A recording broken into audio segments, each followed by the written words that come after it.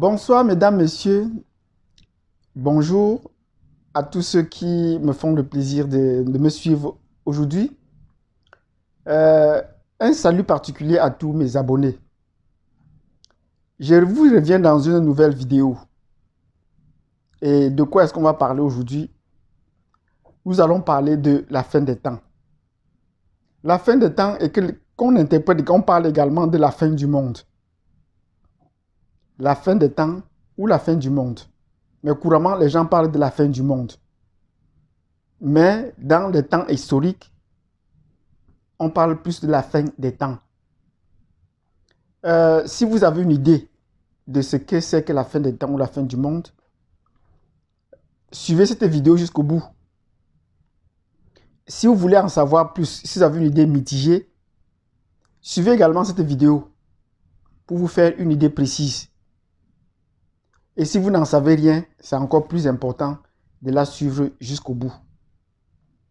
Et pour suivre cette vidéo jusqu'au bout, vous savez ce qu'il vous reste à faire, c'est de vous abonner, pour ceux qui ne sont pas déjà, de partager cette vidéo et surtout de cliquer sur la notification parce que c'est une vidéo sur laquelle nous allons encore revenir. Cette vidéo fait suite à d'autres vidéos que j'ai déjà publiées et qui parlaient également des temps historiques ou des temps bibliques et des calendriers. Donc, si vous voulez connaître plus si vous voulez en savoir plus sur la fin des temps ou la fin du monde, installez-vous confortablement en vous abonnant et on se retrouve dans un instant.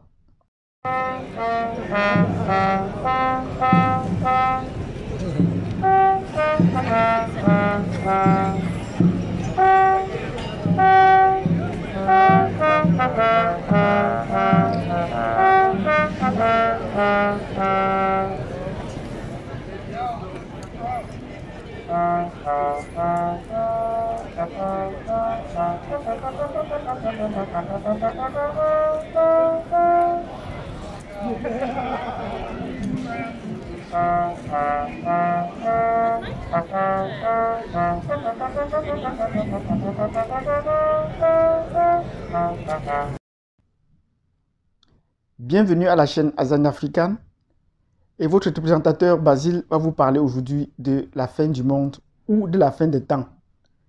Est-ce un mythe ou une réalité? Est-ce un mythe ou une réalité? La réponse va dépendre de l'état d'esprit dans lequel chacun se trouve. Parce que quand nous parlons de la fin du monde, ça c'est ce que les gens du monde ont l'habitude de voir. C'est-à-dire, on pense qu'il y a un temps où tout va disparaître. Où tout va disparaître sur la Terre. Et qu'on va passer peut-être à une nouvelle planète où on va faire autre chose. Et pour cela, vous voyez des scénarios se mettre en place, des théories se mettre en place, de partir vers une nouvelle planète, d'explorer d'autres planètes. Parce que cette Terre ne sera plus, va connaître une fin et qu'il faudrait aller ailleurs. Mais dans la Bible même, qu'est-ce qu'on en dit? Dans la Bible, on parle de la fin des temps. De quel temps est-ce qu'il est question? Il est question de la fin des temps de ceux qui gouvernent le monde pour le moment. Il faut qu'on se comprenne bien. Et à la fin des temps, le Créateur du monde va envoyer son Fils. Donc Jésus reviendra. Il reviendra à la fin des temps. Et lui, il le dit, il va revenir à la fin des temps, mais non sans avoir purifié la terre de ses maux et de ses péchés. Et il a annoncé les signes qui vont précéder sa venue. J'ai eu un échange avec un camarade et je lui disais, tous les signes de la fin sont déjà accomplis. Mais il arrive que nous ne voyons pas ces signes-là. Très peu de gens sont au courant de ces signes parce qu'ils sont distraits par les événements du monde. Presque tous les signes sont atteints, il ne reste plus qu'un dernier signe. Des séismes, des tremblements de terre, les feux, les ravages par-ci, par-là, tous ces signes-là ont déjà été réalisés. Et il ne reste plus qu'un dernier pour qu'on arrive à la fin des temps. Mais s'il y a une thématique aujourd'hui qui fait peur à des gouvernants, c'est cette fin des temps qui les fait peur. Aux dominateurs de ce monde, c'est cette fin des temps qui les fait peur. Même dans les groupes religieux, vous vous rendez compte qu'on soulève cette thématique, ça met mal à l'aise les autorités. des églises, des autorités de la foi, parce qu'ils ne voudraient pas comprendre parler de la fin des temps. Pourquoi est-ce qu'ils ne voudraient pas comprendre parler de la fin des temps? Parce qu'ils bénéficient d'un certain nombre de privilèges. Et c'est eux qui tirent l'essentiel des bénéfices, des profits de cette ère d'esclavage. Jésus dit, je viendrai mettre fin à votre esclavage. Vous vous rassemblez des quatre coins de terre, des quatre coins de la planète, des quatre coins de la terre, sur votre terre. Et je vous donnerai une terre nouvelle sous un ciel nouveau. Il vient avec un monde de justice. Ah, ça c'est un mot dont on n'aime pas trop, surtout dans le système de pensée européen, la justice. Nous vivons dans un monde d'injustice. Et ceux qui appliquent cette justice et qui prétendent que nous vivons dans un monde de justice, ils proclament la justice mais sans la pratiquer. Ils sont par conséquent dans la panique. Et qui sont ceux qui sont dans cette situation-là? C'est plus les Européens, c'est plus les Blancs, qui sont dans cette situation d'inquiétude, de peur, parce qu'ils savent que leur temps va arriver. Et c'est bien écrit dans la Bible que le temps des gentils va s'achever, le temps des païens va s'achever. Or, ce temps qui est en train de s'achever et qu'eux, ils le savent, ils veulent profiter de ce chaos pour essayer d'accentuer le chaos également et pour tout détruire. Mais ce temps n'ira pas comme cela, comme eux, ils le pensent. C'est pour ça qu'eux, ils ont déjà programmé la Troisième Guerre mondiale pour pouvoir être toujours aux commandes des choses. Mais plusieurs fois, cela a été reporté pour montrer à certains que le Dieu dont nous prions est encore vivant. Et il sera encore vivant. Donc, les programmations ont été faites, mais toutes ces programmations-là ont échoué. Dans mon parcours, on a souvent eu l'habitude de dire que les Européens n'ont rien de tabou. Il n'y a rien de tabou pour eux.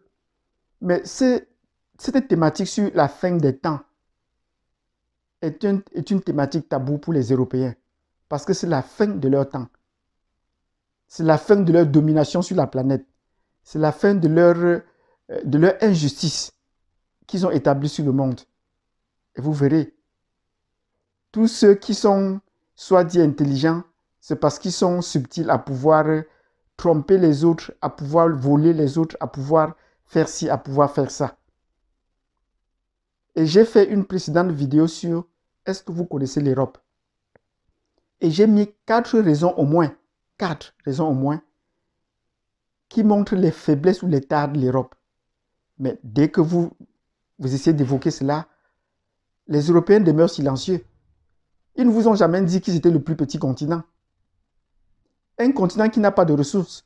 Mais d'où vient-il que c'est eux qui contrôlent l'essentiel des richesses sur la planète? Un peuple qui est le plus fragile, non seulement le plus fragile, mais le plus numériquement petit. Les Blancs ne sont pas plus d'1 milliard sur la planète, mais à tous les postes de commande, vous les trouvez.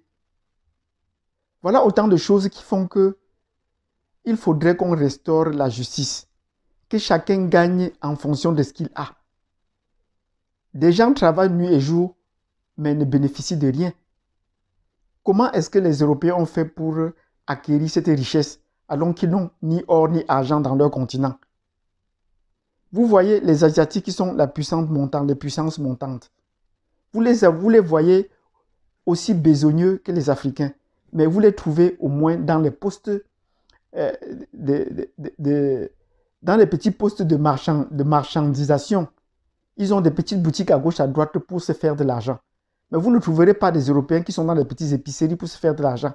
Comment est-ce qu'ils se font donc de l'argent s'ils ne se mettent pas à des positions un peu embusquées pour tirer toutes les prébendes que font les autres peuples et pousser les autres peuples à travailler pour eux? Donc la fin des temps, ce n'est pas un mythe, c'est une réalité. Nous arriverons à la fin des temps. Et ce peuple qui a été mis en esclavage pour travailler pour les autres, cet esclavage va cesser. Vous allez tenter de pouvoir vous en échapper, mais vous n'y parviendrez pas. Et c'est bien écrit dans Deutéronome 29. Vous allez souffrir, le peuple d'Israël va souffrir. Et il n'y aura personne pour les sauver, jusqu'à ce que Jésus revienne pour les sauver. Donc l'esclavage est la marque du peuple de Dieu, du peuple d'Israël. Mais ne posez pas la question quel est ce peuple-là aujourd'hui. On va vous dire que ce n'est pas important, ce peuple. Même dans les églises, on ne parle pas de ce peuple d'Israël, on ne cherche pas à les identifier. Du moins dans la science, dans les académiciens considèrent que les peuples d'Israël ont disparu. Non, ils n'ont pas disparu et ils ne peuvent pas disparaître. Ils sont toujours en chiffre croissant. J'ai suivi dans une vidéo où les peuples noirs américains faisaient une certaine évaluation du temps et estimaient qu'ils étaient le peuple d'Israël. Le peuple d'Israël a fait entre 420 et 430 ans en esclavage en Égypte.